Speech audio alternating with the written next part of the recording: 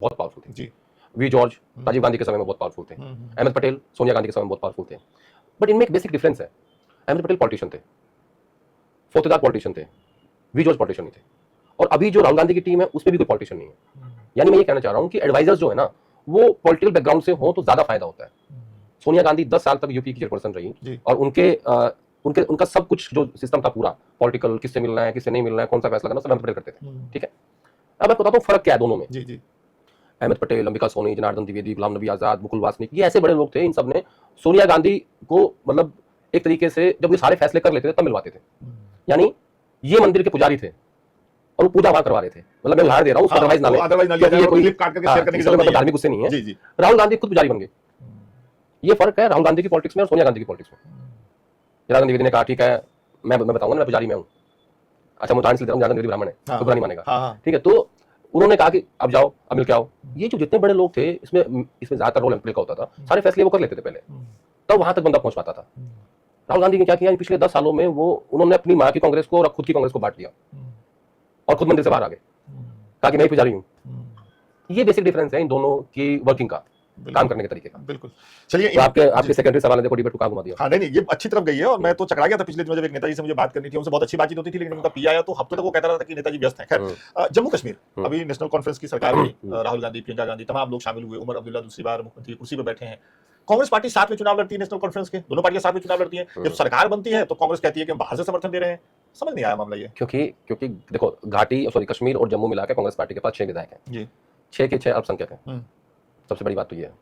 दूसरा, जब आपने मुझसे पिछली बार हम लोग बात कर रहे थे और आपने कहा था कि 370 के मुद्दे पे कांग्रेस पार्टी कैसे करेगी, तो इन सारी चीजों को देखते हुए और क्योंकि अमर अब्दुल्ला के पास पूर्ण बहुमत है और आपको इंडिया अलायंस मजबूत दिखाना है, उन्होंने शपथ ली तो आपने देखा कि इंडिया अलायंस के सारे नेता पहुंचे हुए। अखिलेश यादव थे, सुप्रिया सुले थी, कानी मोई थी, डी राजा थे, राहुल गांधी थे, प्रियंका गांधी थी, सब थे।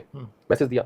ऐसा ही शक्ति प्रदर्शन पंचकुला में हुआ जहां नायब सिंह सैनी की शपथ हो रही थी और प्रधानमंत्री मोदी ने अपने सारे अलायंस को बुलाया, चंद्रबाबू नायडू, लल्लन सिंह, एकनाथ शिंदे, अजीत पवार, जयंत चौधरी, सब थे। तो ये दोनों तरफ से चल रहा है। बेसिकली आज जो पंचकुला में हुआ, हरियाणा के मुख्यमंत्री की शपथ हुई, उसमें बीजेपी अपने आप को लोकसभा रिजल्ट के बाद एक बार फिर से कमबैक कर रही है। वो दिखा रही है नहीं हमारे नहीं है, आ जाओ। बीच में हरियाणा का इलेक्शन भी आ गया, मतलब वो एक मैसेज नहीं, मतलब कि हम लोग हारे नहीं है, कोई बात नहीं, जो हो गया हो गया। बट उन्होंने एकदम से स्ट्रॉन्ग कमबैक किया है हरियाणा के जरिए। और इसके रिपरकशंस आपको दिखाई देंगे कि बीजेपी लड़ती हुई दिखेगी महाराष्ट्र में और झारखंड में। कांग्रेस क्यों आ रही है? पुअर इलेक्शन मैनेजमेंट और कॉन्फिडेंस और गुटबाजी तो रहती है। कांग्रेस पार्टी में गुटबाजी तो नहीं बात नहीं है। किस राज्य में नहीं बताओ मुझे, लेकिन जहां रहेंगे आप बताओ, एक राज्य जहां नहीं है, लेकिन जहां भी रहेंगे हारेंगे, इसलिए हार नहीं, मतलब ये गुटबाजी से नहीं हारते लोग, गुटबाजी से उल्टा जीतते हैं।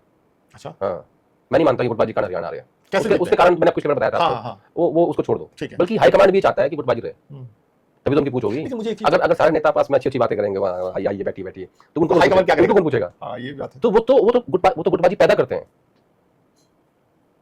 क्या बीजेपी के राज्यों में जहां सरकार है नहीं, वहां गुटबाजी नहीं है क्या? आप देखो हरियाणा में बीजेपी में क्या है, आप देखो महाराष्ट्र बीजेपी में क्या है, आप देखो राजस्थान बीजेपी में क्या है, वसुंधरा क्या कर रही है। लेकिन हरियाणा बीजेपी में गुटबाजी है। लेकिन आप ये देखिए ना कि अनिल विज जो कुछ दिन पहले तक कैमरे पे कह रहे थे कि मैं मुख्यमंत्री पद का दावेदार हूं, मीटिंग में आला कमान उन्हीं अनिल विज से सैनी साहब के नाम का प्रस्ताव करवा देती है। तो ये है आला कमान हमेशा से करती है। जब 2018 में सरकार बनी मध्य प्रदेश में कांग्रेस पार्टी की और कमलनाथ को मुख्यमंत्री बनाना था, तो किसने प्रस्ताव रखा? ज्योतिरादित्य सिंधिया ने। रखवाया जाता है ताकि उसका एक मान सम्मान रहे। ये तो स्ट्रेटजी होती है कमान की। देखो एक बात देखिए आपने, कांग्रेस की सरकार मध्य प्रदेश की हो या हरियाणा की बीजेपी की हो, दोनों में चीज क्या है? स्ट्रेटजी कॉमन है। प्रस्ताव किस रखवा रहे हैं? अनिल विज ने क्यों कहा मुख्यमंत्री बनना है? क्यों कहा? क्योंकि वो पहले नहीं उनको मंत्री बनना था। अच्छा, वो मंत्री के लिए कर रहे थे। अगर वो वाली बात भी नहीं कहते तो मंत्री भी नहीं बन पाते। दावा मुख्यमंत्री का करो, टिकटें मांगो 20 तब मिलती है 2। राजनीति है या 2-2-4 नहीं है। दिमाग चकरा जाता है कई बार, नहीं 2-2-4 नहीं है यहाँ, कई बार 22 हो जाता है। वो हम लोग बात कर रहे थे आई थिंक जम्मू कश्मीर की, पता नहीं कहाँ पहुंच जाएंगे हम लोग। कोई नहीं, तो जम्मू कश्मीर में जो हुआ, जैसे हम लोग पिछली बार बातचीत कर रहे थे कि जम्मू कश्मीर, चलो उसके पहले मुझे ये बताइए, अभी आपने बातचीत में कहा कि पुअर इलेक्शन मैनेजमेंट की वजह से कांग्रेस पार्टी हारी। जो लोग देख रहे हैं वो ये कहेंगे कि भाई आप ही दोनों लोग इलेक्शन रिजल्ट से पहले बैठते थे और चर्चा करते थे कि वाह हरियाणा में तो गजब का इलेक्शन मैनेजमेंट है कांग्रेस पार्टी का। इवन इस बार तो चूंकि राहुल गांधी और कांग्रेस पार्टी आरोप लगाती है, इसलिए मैं इस बार इस्तेमाल कर रहा हूँ, मेन स्ट्रीम मीडिया भी शुरू से ये कह रहा था कि कांग्रेस के पास अपर हैंड है, और हम लोग ये चर्चा कर रहे थे कि कांग्रेस बहुत अच्छा इलेक्शन लड़ रही है हरियाणा में। तो फिर कैसे अब हम उसको पुअर इलेक्शन मैनेजमेंट कर रहे हैं? नहीं, हमने अपने पिछले शो में ये कहा था कि हम गैर जाट सेंटीमेंट को भाप नहीं पाए। मैंने पूरे इसलिए कहा, एक्सप्लेन कर देता हूं उसको, कि हरियाणा में इन्होंने